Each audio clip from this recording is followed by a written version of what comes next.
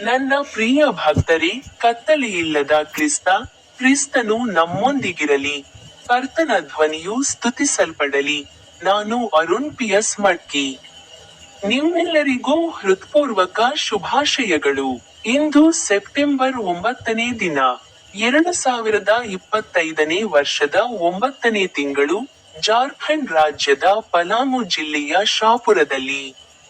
ನಾನು ಬಿರ್ಸಾ ಮುಂಡಾ ಚೌಕ್ಗೆ ಸೇರುತ್ತೇನೆ ಮತ್ತು ನಾನು ಲ್ಯಾಬಿರಿಂತ್ನ ಭಾಗ 1ರ ರಸ್ತೆಗಳಲ್ಲಿ ಭೂಕುಸಿತದಲ್ಲಿರುವ ಜೂನಿಯರ್ ಚಿಕ್ಕಪ್ಪನ ಮನೆಯಲ್ಲಿದ್ದೇನೆ ಮತ್ತು ಇಂದು ಬೆಳಿಗ್ಗೆ ನಾನು ಜೂನಿಯರ್ ಚಿಕ್ಕಪ್ಪನ ಮನೆಯಲ್ಲಿದ್ದೇನೆ.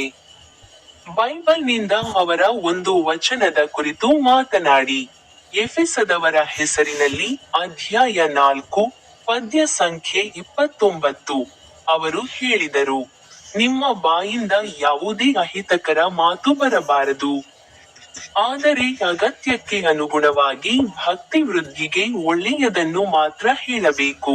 ಇದರಿಂದ ಅದು ಕೇಳುವವರಿಗೆ ಅನುಗ್ರಹವನ್ನು ನೀಡುತ್ತದೆ. ನಿಮ್ಮೆಲ್ಲರಿಗೂ ಹೃತ್ಪೂರ್ವಕ ಶುಭಾಶಯಗಳು. ಈಗ ನನ್ನ ಯೂಟ್ಯೂಬ್ ಚಾನೆಲ್ನ ಸ್ಟಿಂಗ್ ಬಟನ್ ಅನ್ನು ಕ್ಲಿಕ್ ಮಾಡಲು ಮರೆಯಬೇಡಿ.